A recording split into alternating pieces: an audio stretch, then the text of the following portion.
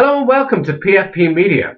With 22 penalties last season being the most across Europe's top 5 leagues and the most in Europe's top 5 leagues since Barcelona in 2014-15, and already having been awarded 11 penalties in all competitions, Manchester United have recently come under scrutiny from fans, pundits and managers alike for the fact that they win perhaps more than their fair share of penalties. Jurgen Klopp went in on them in a recent interview following his side's 1-0 loss against Southampton, claiming that United had received more penalty kicks in the last 2 years than in his entire reign, which of course is 5.5 years at this point in time.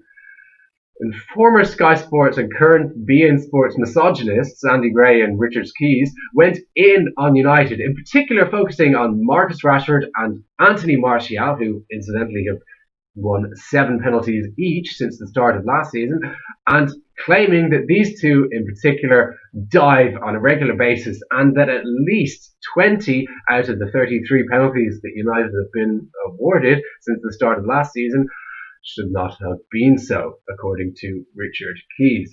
As well as this, in August of last year, Football 365 wrote a piece analysing all of the penalties that United won in the 2019-20 season, and they concluded that 5 out of the 22 penalties were blatant dives.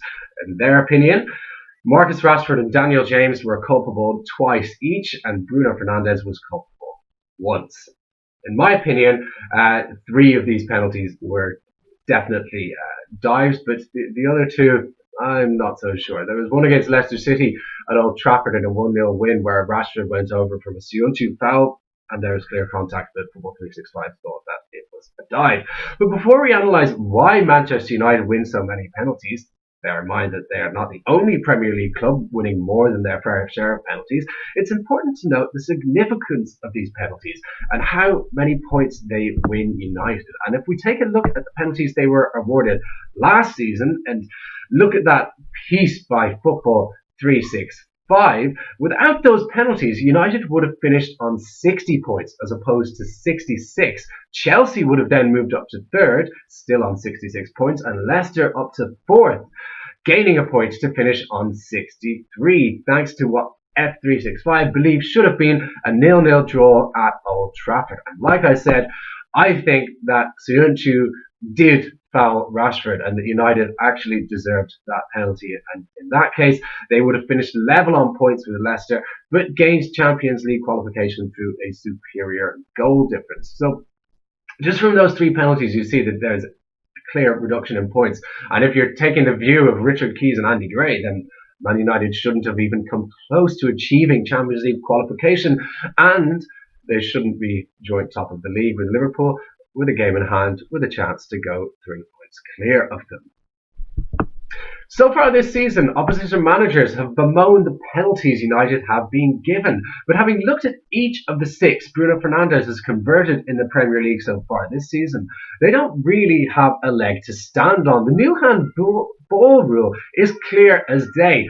Any contact on a defender's arm in the box is a penalty. And in United's 1-0 win against West Bromwich Albion earlier this season, that is exactly what happened.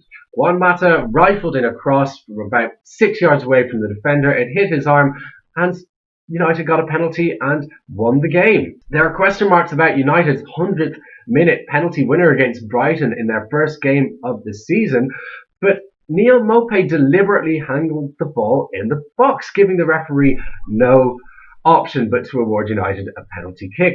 And recently, Dean Smith was up in arms about Paul Pogba's theatrics in their Aston Villa's 2-1 loss at Old Trafford, but there was clear contact in the box. Pogba exemplifies, in fact, why United have been getting so many penalties over the past 2 seasons. Ole Gunnar Solskjaer is often ridiculed as lacking in tactical acumen.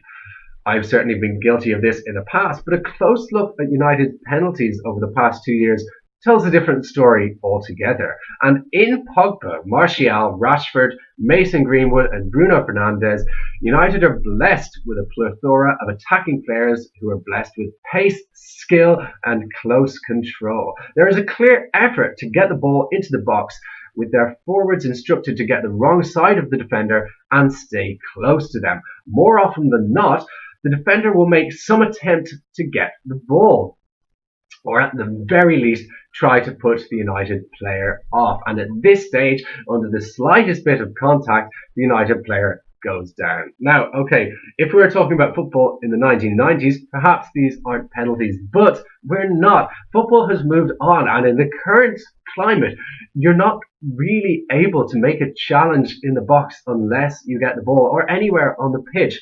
You just have to clip a player or barge him a little bit. He goes over and it's a penalty, right or wrong. That's just a matter of fact. That is how the Premier League and football in general has been over the past 10 years or so. There have of course been some occasions, but only a handful over the past 18 months, where the decision towards United a penalty wasn't correct. But the overwhelming majority of the penalties they win are fair decisions. I would urge anyone who kind of disagrees with this to go and look at the Sky Sports compilation of all of United's penalties from the 2019-20 season. It's on YouTube. I'll put a link in the description below. And I'm an Arsenal fan. I don't want United to be scoring goals. I object to the amount of penalties that they get. But if you watch this video, you can't help to realise that United's players are just very fast, very skillful. And there's a clear tactic to get the ball into the box and have fast runners running into the box and putting defenders under pressure, making them make a decision in just a split second, which often results in them committing a foul and United being awarded a penalty. And last season, in the first half of the season, Pogba and Rashford were missing a couple. They buy Bruno Fernandes, and of course he's a quality player, but one of his best skills is converting penalties, and He's just missed once from the spot in 12 attempts for United, and he's scored 6 in the league already this season. In my opinion, the cause of Keys and Gray for the FA to look closely at United's penalties shows how far behind the times these dinosaurs are, and discredits something that Solskjaer and his team clearly work very hard at. The likes of Jurgen Klopp are merely attempting to take attention away from their own failures. Not that Jurgen Klopp is failing, but Liverpool are in poor form now. 2 draws and a loss in their last 3 games against teams that they really should be blowing away. And perhaps he needs to look at himself, his tactics and his players, rather than focusing on opposition teams. And the fact that he's actually focusing on United shows that he actually sees them as a threat. And that is not something that United have been in recent years, and that can't be making the Liverpool camp happy at all. Like I said, Klopp is singling out United for attention because he now views them as a direct rival for the Premier League.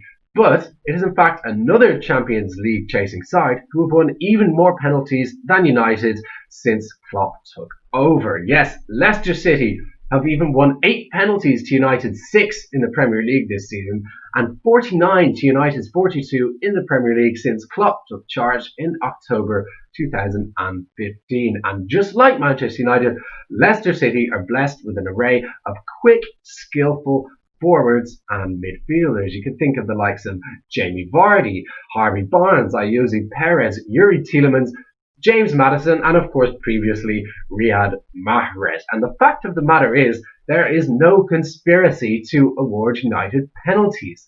They receive the fair amount of penalties they do because of how they set up to play. This is their main mode of attack, to have quick runners, usually in wide positions, arriving in the box, turning quickly and intelligently, and clumsy defenders sticking out a leg or pushing them over and bringing them down. With Liverpool stuttering of late, 2 draws and a loss as I mentioned, and in our last 3 games against West Brom, Newcastle and Southampton, scoring just once in the process, perhaps Klopp could take a leaf out of Solskjaer's book and instruct his front 3 to run at defenders in the box rather than play dull, lethargic passes around the edge of the area, probing an opening that isn't really there. Guys, thank you so much for watching today. As always, don't forget to smash a like on the video, subscribe to the channel if you are new, and subscribe to our social media pages as well. I'll see you the same time next week. Take care.